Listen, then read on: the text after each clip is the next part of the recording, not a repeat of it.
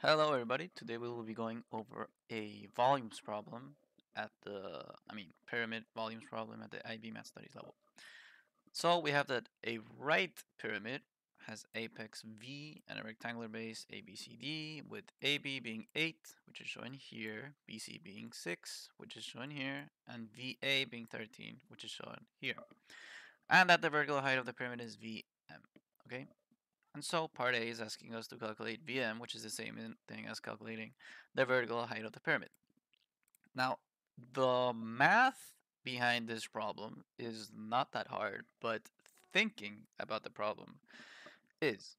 And so I'm going to spend a little bit of time talking about what a right pyramid means and how important it is to notice what the problem gives you. So if they give us that I have a right pyramid, that means that and a rectangular base, that means that if it's a right pyramid, I have a 90-degree angle right here. Okay?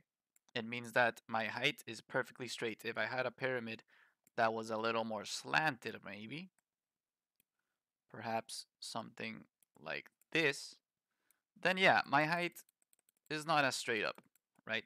It's a little more slanted. That would not make it a right pyramid. A right pyramid makes it so that the height is perfectly straight up, and the fact that it's a has a rectangular base, well, it means that down here it's a rectangle. 8 centimeters on this side, also on this side, 16 centimeters on the bottom and top, which would be both of these lines. And so, if down at the bottom there's a rectangle, even though it's deceiving and it might not look like a right angle or a rectangle even, because it looks incredibly slanted, there are actually right angles here, here, and here.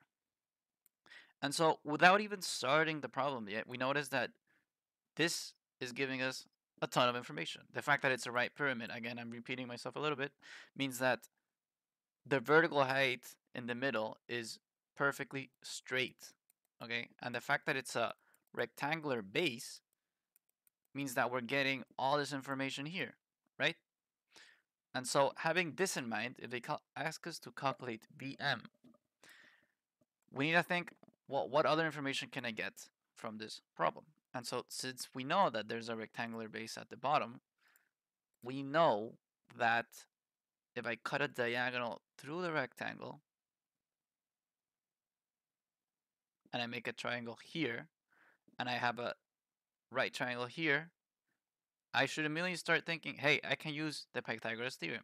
The Pythagoras theorem being this guy right here, a squared plus b squared equals c squared, right? Anytime you have a right triangle, you should consider this. And so here in red, we have the same manifestation of that. So if I do 8 squared plus 6 squared equaling ac squared,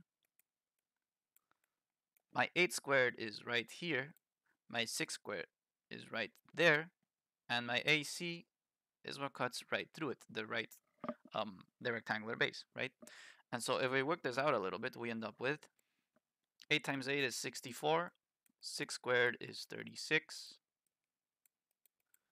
and we know that adding those two together we get 100, and so we need to do the square root of 100. And now we know that AC is equal to 10. And so we know that this rectangle at the bottom on AC is equal to 10. And so that also means that from A to M, which would be right here, from A to M, I have a value of 5.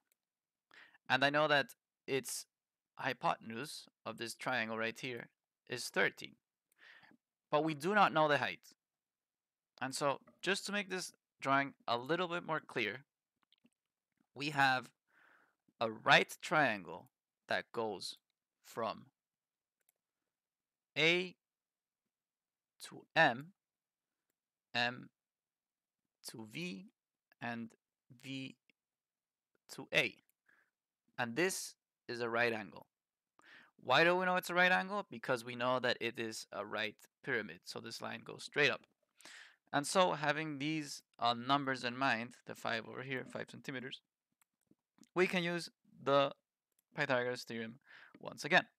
And it would look like this. We would have 5 squared plus Vm squared equals AV squared. Sorry, would equal 13 squared. The reason I know it's like this is because C in the Pythagoras theorem is always going to be the long side.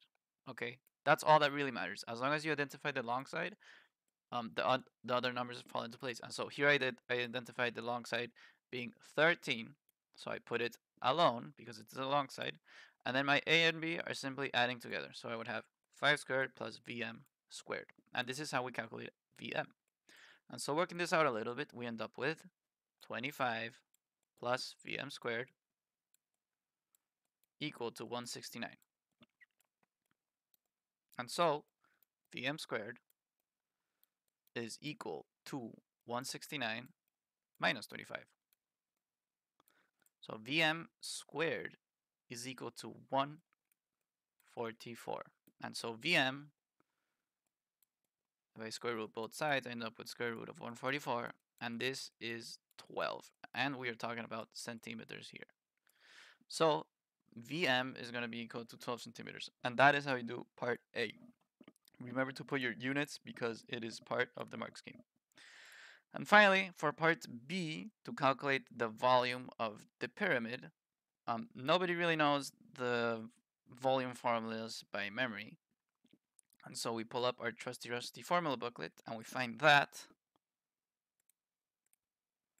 the volume of a pyramid is a third times big A times H. I like to say big A because this means the area of the guy on the bottom, okay?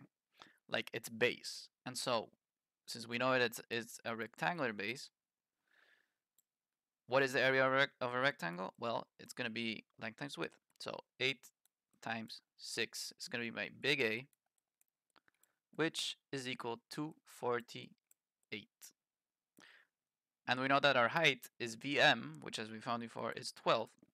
And so the volume of the pyramid is going to be 1/3 times 48 times 12. And popping this all into the calculator, we get 192.